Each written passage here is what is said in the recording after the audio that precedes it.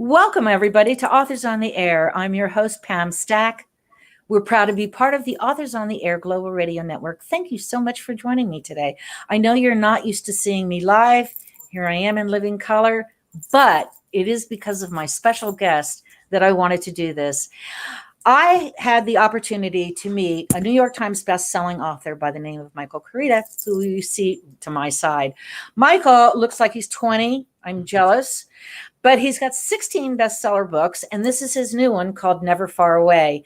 Michael, welcome to Authors on the Air. You know, the last time we spoke was in March when you were down here my way. Yeah, we were down in Southwest Florida for what I consider now sort of the beginning of the end. It was it was the last large-scale event I did. It was the last travel I did. I came back from Florida, and by then, obviously, the media energy had begun to ramp up, but It was when I was down there doing a few events that suddenly we were seeing hand sanitizer, at restaurants, and it had just begun to reach critical mass. And then I got back home, and it was right into lockdown. And I remember thinking, with my sage wisdom, this is real. People are underestimating this. And I bet it goes on for a couple months before we really get back to normal. So you can see how wise I really am. My prediction only undershot it by about a year. Well, when you were down here in Southwest Florida, did you enjoy the Southwest Readers Fest? It's pretty cool, wasn't it? That's a great festival, yeah. And I lived in St. Pete for a handful of years, yeah. So I'm even... It wasn't a plug, but I've got my Kawa, my trusty Kawa coffee mug. So there you go. Western Florida roots. Did you have a chance to go down on the river while you were here? Yeah, spent a lot of time. Actually, it was the weirdest sort of, in retrospect, poor timing. But I was listening to the audio book, The Dog Stars by Peter Heller. Mm-hmm. And I love Peter Heller. Fantastic writer, fantastic book. But that one takes place in the aftermath of a pandemic. And I had started it, in the kind of earlier days. And then I was so hooked in the book that I didn't want to, put it down, but it will forever be a very memorable audio read or listen to me because it was just surreal timing. It's interesting the way things have come about. I miss going to conferences and seeing everyone, the camaraderie that goes along with it. And for me, being a fangirl of all writers, no matter what you write, and most creative people anyway, it's been a kind of a withdrawal for me, not being able to see everyone. But last year was a good time, I will say that. When I was reading about you, I did not know that at one time you were a newspaperman and a private investigator. Which came first? They sort of came together. My high school had an internship program that I just used and abused. And I got myself into the door of a PI's office that way, got into the newspaper that way. I definitely stole some credits for just creative writing all through this program called Independent Study. And I turned the Independent Study into internships, which became part-time jobs, and then actually, became professional career jobs. And they were, you talk about grist for the mill as a writer. I cannot imagine two better jobs than being a PI or being a reporter. It was a great opportunity. Oh, I would imagine. So I want to go back even before high school. Who taught you your love of books? Where did that come from? I guess my parents, my family. Books were just omnipresent. We had one TV, no cable, so I had my stable of shows. Poor Screech Powers is gone. That was my TV limitation, but books were all over the place. And when I was really young, my parents were constantly reading to us. And then as I got older, I feel like once you have that love of reading, don't you think you hang on to it? Yes. So I don't remember. I honestly have no memory of a life without books being a dominant part of my days. It's interesting when you were saying that, I was thinking back, my mom was the big reader in my family, and she used to get those Reader's Digest condensed books where it had like a whole bunch of the stories all at once. And I loved to read so much that I'd be plucking them off the shelf, even though they really were not children's books or, youngster books anyway, but I love words. So I had a big dictionary next to me, and every time I'd find a word that I didn't know, I wanted to look it up. I was the kid who read the cereal box on the side, even though I had no idea what it was, or the milk carton. Yeah. It was words. It held some sort of potential to something. It really did. It really did. And when I remember the first set of mysteries I started reading was an Agatha Christie. And that's when remember that when books were on the spinning wheels, they were like 25 cents and everything. There was a bookstore close to where I lived that I would go into and grab the Agatha Christie. And then I realized, oh my gosh, she has like a lot of books. And so I kind of researched around. There's no internet then. I think I went in the library and found all her books in order and wrote them all down. And then I went and got books of every day because the books are small. So and that's how she was your mystery. She was the one who shoveled it right into me. And boy, I latched on and never let go. And of course, since that time, I've discovered so many other wonderful genres. You know, we were talking before the show started. You said you liked horror quite a bit. Yes. Who are your favorite horror writers? You know, one of my favorite books of last year was called The Only Good Indians by a writer named Stephen Graham Jones. I thought that was exceptional. Obviously, big fan of Stephen King, Joe Hill. There's a guy named Richard Chizmar who I really like. You know, I can keep going down that. Once you start me on a reading list, I'll just continue to run with it. I just read, it was published after he died, but a book called Little Sister Death by William Gay, who is an extraordinary writer, a literary writer, but with a tremendous Gothic influence. And he has that sort of Faulknerian voice where, you know, it seems to almost emanate from, you know, humid soil. It's just that ability to take the reader into that place. So that was his, I get Twilight to me is horror, but Little Sister Death definitely goes on that side too. So I would recommend that. Do you read mysteries and thrillers and suspense also? I read everything. I read, I mean, you can't hand me a genre that I won't try. And sure, I mean, I'm probably 25 or 30 crime novel thrillers a year.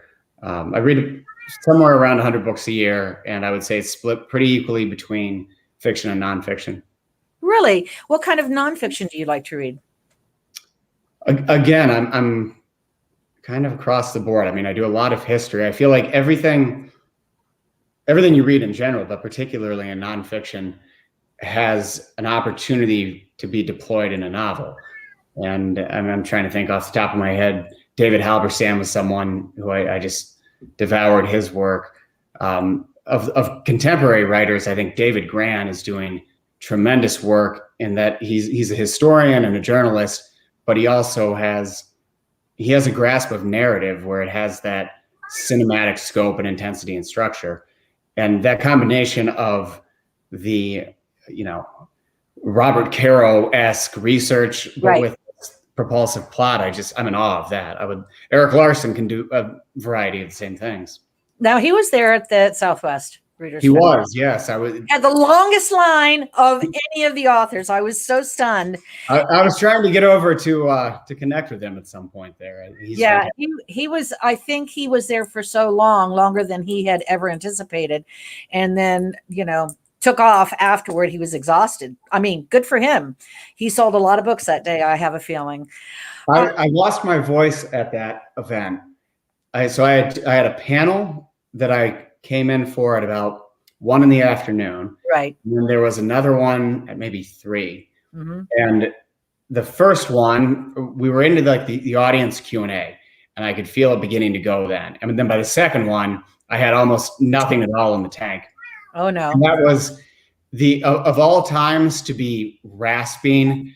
It was, the pandemic was in the news enough that people were beginning to get a little edgy, you know. Right. So I felt awful. People would come up in the signing lines and I'm rasping and everyone's stepping back. So it wasn't the ideal time, but I had fun. I don't think frustrations are. You know, that's always a great event for Southwest Florida. They used to hold it in the big conference center, a convention center. Oh yeah. Since they moved it outside, it's so much more enjoyable. It's the best time of the year. They are doing a virtual event this year. So yeah, they have to do what they can. Good authors too, but I tell you, it's nothing like being in person. Yeah. And you're talking about Florida in, February and March. I'm looking out my window directly behind the screen here, and the snow is just blowing in. So I wouldn't mind some palm trees right now. Well, there's a palm tree right outside my window and a lake. There's a little breeze coming off the water. All right. I can close my eyes and it's probably 80 degrees, which made me turn on the air conditioner. now you're taunting. No, sorry, but don't forget we have summer. There's summer in Florida too, and hurricanes. I don't miss the St. Pete August. I won't. Yeah. That. Well, even BoucherCon there when we were in St. Pete was wicked. It was wicked, and it rained and all. Yeah. So yeah, I know. Funny. I want to ask you something. Every single one of your books are not necessarily connected, but you do write in this one genre. Okay. I love this book. What I want to know is, as a writer, do you have a lot of ideas floating around in your head for stories? Like, do you have a tablet you write something on? Are you writing on scraps of paper and napkins, ideas for stories or characters? I don't really do that. I'm of the belief that if it's good, it sticks. So while I have those moments on a pretty steady basis of this might be a spark, this might be a spark, I try not to keep that sort of idea notebook, because I feel like, without hopefully sounding too mystical or woo about the whole process, I really do believe the subconscious guides the book, and it certainly finds anything good. So if I have an idea that I think is excellent and I can forget about it, then it's an idea I shouldn't pursue. I don't want to pursue. When I know it's time to actually write a story is when usually it's been kicking around for quite a while, and it seems like either the characters or the incident itself is becoming impatient. Interesting. So when you have an idea for a story, do you start off with a character in your mind, or do you have a story idea that you want to plug a character into? It's gone both ways. I would say one of the big triggers for me is actually place. Interesting. I find myself in some place like the West Baden Springs Hotel, which is this gorgeous and bizarre resort in the middle of nowhere in rural Indiana. And being down there, I began to think about, okay, what's a story that would bridge past and present in this place? And I ended up with a ghost story that was So Cold the River. I took a backpacking trip across the Beartooth Mountains in Montana and Wyoming, and I'm thinking about both the beauty and the threat that the land around me was offering. And that becomes Those Who Wish Me Dead. Live in Maine part of the year now, spend a lot of time up there, and being around those coastal towns and seeing there was a sign near a house that my wife and I rented actually for a while that said it was "Welcome to Thomaston," and the date is established 1612. And I remember we were driving past that and the snow's howling in, and I was thinking, okay, I'm originally from Bloomington, Indiana, which is not, no one would think of that as far west, right? But I go by signs in my hometown that say this old building was founded in 1820. The oldest building in the county was 1820. So I'm trying to imagine the idea of, we're talking about 2 centuries preceding that. We have people in that little town in Maine dealing with the same weather. And so from that, I just develop a fascination of place leads to character, leads to incident. Sometimes it will start with character, but usually place is big. It sounds like you walk in your character's footsteps. You have that place in your mind, and so you can imagine where your characters are going.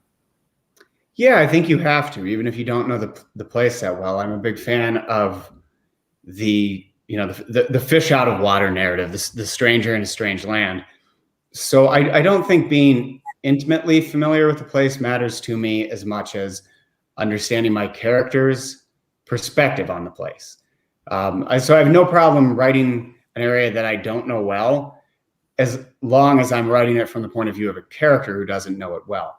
Where I think you would run into trouble, or I would run into trouble, is trying to fake that knowledge. You know, you're not going to pass off. I can't go on to Pelicanos turf and write about DC. I could go on to Pelicanos turf with, you know, some kid from the Midwest, but you need to hold that. I need to hold that lens of being emotionally honest about the setting. I think the reader smells out those false notes so quickly. Interesting. When you write, do you do, I don't know, note cards, outline of any sort, or are you relying on your character to tell you the story? You know, I would say I'm relying on the character, but it's a combination. It's both. I don't have organized note cards. I'm not doing the color coded, you know. I would love to do the Laura Lippman outline where you have this elaborate layered approach and that comfort that seems to be available with that level of understanding of your world. But I think the writer needs to understand what process allows the subconscious to get engaged at the highest level. And for me, that tends to be walking, you know, into the dark with my character. Now, once I'm into a book, you know, let's say first draft, I'm 200 pages in, then I begin to understand where I'm in trouble. And then I'll have a notebook of, it's not necessarily ideas, it's almost more questions. Or sort of, I think of them as signposts or mile markers along this road I'm sharing with the characters. And you begin to develop, after you've done this long enough, I think you notice when you pass the should have taken that exit, you notice that a little bit quicker. So I think keeping the notebook of the in progress manuscript, it allows me to identify where I might have made the wrong turn, or more likely just barreled right past something really good when I should have turned. Yeah, we have a comment from one of my friends who says, walking into the dark with my character. I love that. So, you know, that's true. It's a nice way to look at it. I want to wind back a little bit and go to your first book. What made you decide to sit down? Now, you obviously, being a journalist gives you the who, what, why, how, and when. Being a private investigator gives you some interesting character studies and story studies and so on. When did that come together? Where was the nexus that it came together and you said, I want to write a book? Honestly, the PI work and the newspaper work came after knowing that I wanted to write a book. Those jobs were chosen. You know, I loved the industries, but I knew that I wanted to write in this genre. And so when I sought out the internship with the PI, it was with the idea of, hey, one, this should be pretty interesting, but two, I know this will help me write a book in this genre. The newspaper background, it seemed like a lot of the writers I loved had worked in newspapers. Yes. So the overriding goal of the dream was write books for a living. That's all I've wanted to do since I was, 7, 8, since I could read. Really? It's interesting.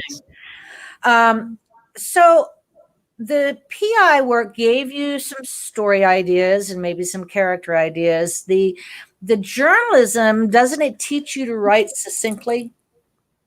Versus absolutely. I had a lot of narrative, you know, that's extraneous really material when you go and look at it. You know, Elmore Leonard was really big about saying only write what people are interested in, which is kind of funny, but everything was so condensed. It was just the story, the characters, and the dialogue, and that was it. Leave out the parts the reader tends to skip, right? That's right. And yeah, journalism absolutely it's a huge help there. For me, I think the biggest, there were many elements of daily reporting that helped, but when you're writing on deadline, there are no excuses. You know, your daily news editor is not going to say, oh, the Muse wasn't speaking to you today. Okay, you know, well then we don't need that community meeting to be covered. I mean, you don't get a pass. And I think that's one of the greatest challenges for any writer, any new writer. It's just the discipline of, you need to show up at the desk. You need to honor the work. You need to provide the time. And I really do think it's sort of a respect for the characters in the story, you might not know exactly where it's going, but the guarantee is if you don't show up, the characters won't. You know, to wait on it is never productive, in my opinion. You need to be willing to write and throw it out and write and rewrite. And newspaper work is the ultimate teacher of deliver every day. Well, and just from a reader standpoint, I have to tell you that it's not fun to read something that you're waiting and waiting and waiting for something to happen, whether it's, the physicality of the story or the dialogue in the story. All of that, it kind of is wasteful, and it has nothing to do with the number of pages in a book. I read Shogun, which was 1,200 pages, and was riveted to it.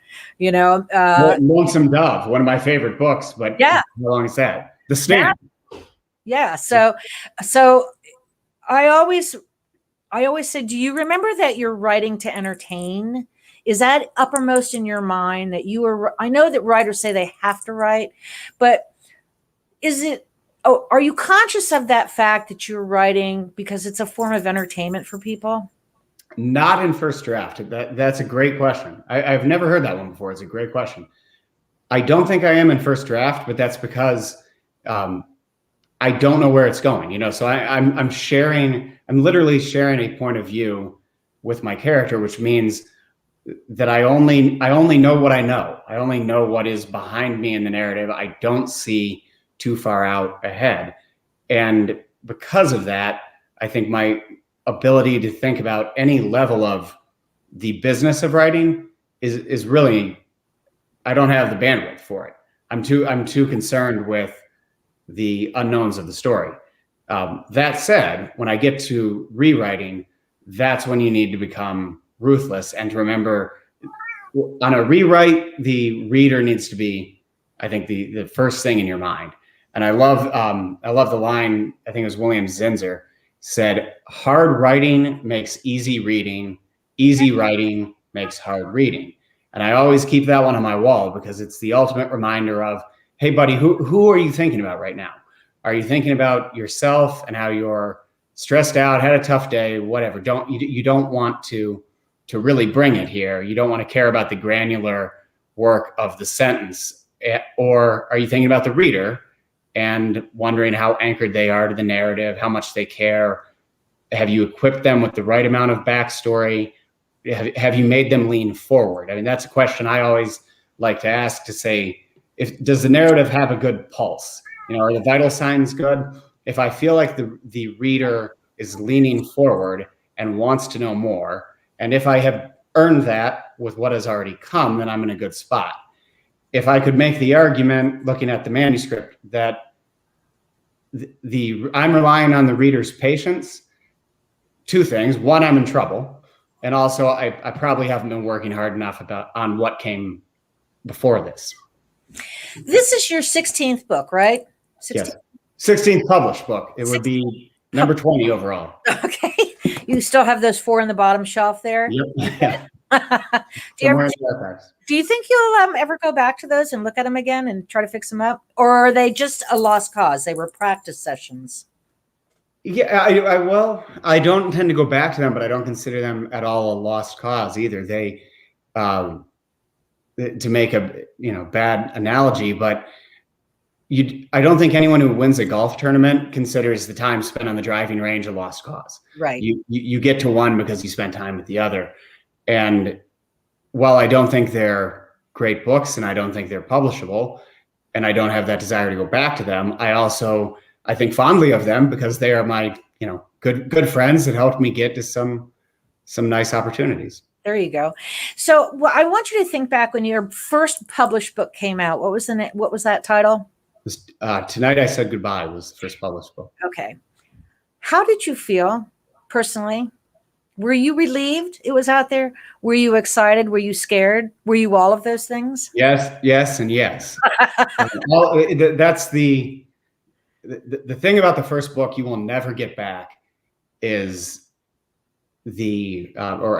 speaking personally, I knew nothing about the business. I mean, I had not the faintest awareness of anything that would come with the the business side of it. I hadn't been on a book tour. I'd never seen an author's event.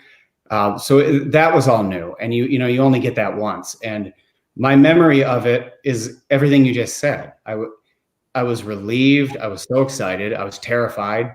I felt both this sense of great accomplishment, that something I had worked really hard to achieve was done. And then also a sense of I'm a total fraud and I don't belong here. And I haven't put in the hard work. And that's the great neuroses of the first book experience. And then you get back out there with your second and third book. And while the writing of it is the exact same, I mean, the writing process from 1 to 16, it really does not change. The publishing process does. And one of the things I really try to do you've lifted the book up a few times now, and around, let's say, books 8 through 10, I felt like I was beginning to maybe lose appreciation of just taking a moment to hold the book in my hands and see it become that physical thing. And never losing sight of that is important to me. It is a beautiful cover, by the way, and it's a great story. Let's tell everybody a little bit about this story. I'm going to let you give it the elevator pitch. Take your time.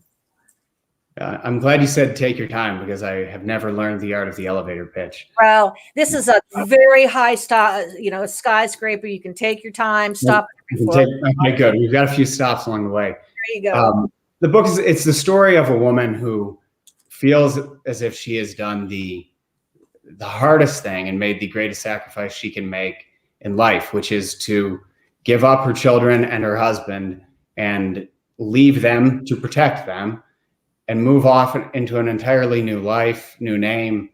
And in exchange for keeping herself alive and keeping them alive, she's giving them up forever.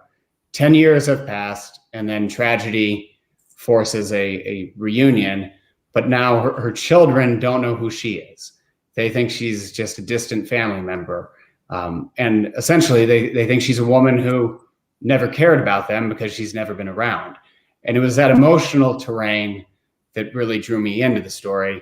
Then the setting is, for the most part, it plays out in the Allagash Wilderness in Maine, which is a fascinating area to me. It's stunningly beautiful. But when you look at a map of Maine, you see I-95 kind of carving this line through the southeastern part of the state. And you see the population is all jammed in a tiny area. And then you have these dense, endless, hundreds of square miles of nothing. And I find it fascinating to look at that and consider how much rugged terrain has been, conquered essentially. And we now have, we have cities in the Rocky Mountains and the Smokies and all of these areas that were once really forbidding wildernesses. And then northwestern Maine has kept people out for a long time. And I love the sort of mythology of that. So that's the character and the setting. And as I said, those are the things that usually lead me to the story. Well, let me tell you, some of our comments from our guests are from J.D. Allen herself, quite a spectacular writer, said it's next to her TBR list. Dean Lappy, who said that he's the one who said walking into the dark with my character. He loves that. He said that books are the traveling souls we let into our lives. And Aaron, our mutual friend, Aaron Mitchell, who said, or something truly weird like Florida, #Cypress House. Yes. I have gone into the deep, dark swamps before. Okay. And then I don't know how you can write in this genre and not dabble with Florida at some point.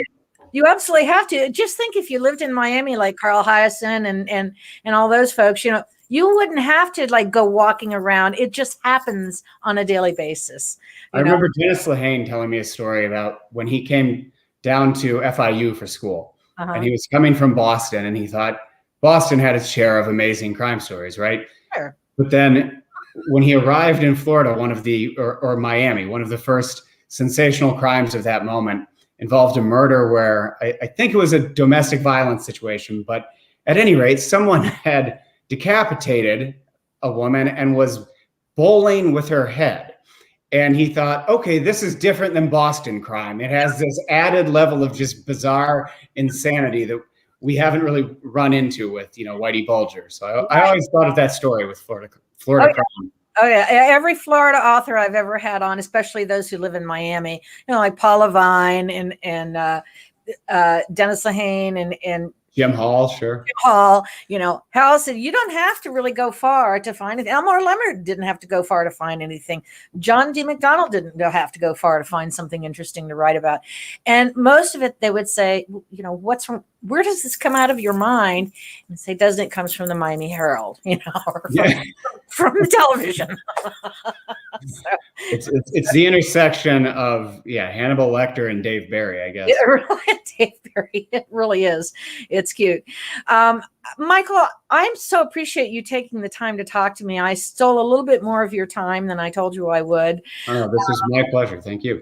I've really enjoyed talking to you, and I hope the next book you'll come back, but maybe you and Dennis Lehane would like to come on and have a conversation, or you and one of your other favorite writers would like to come on and have a conversation. I'll try to lure the great, there's so many people, but I feel like if you haven't had Alifair Burke on yet. Alifair's we'll get Alifair on if that's who you want to talk to. I was just thinking I can sandbag her with the most blackmail material, so that'll be good. That'll be good. Erin, are you listening to that? Yes, we will absolutely make that arrangement. And I want to thank you again for being with me. I really enjoyed our conversation. I hope it was a little bit different than the norm. It was fantastic, and thank you for promoting not just my book. Thank you for promoting books. That's huge. And it was nice to see you there at the beginning of the end last year. Thank you. I know. And hopefully you'll come back when it's the beginning of the beginning again. Absolutely. I'll be there. Thank you so much. Thank you so much.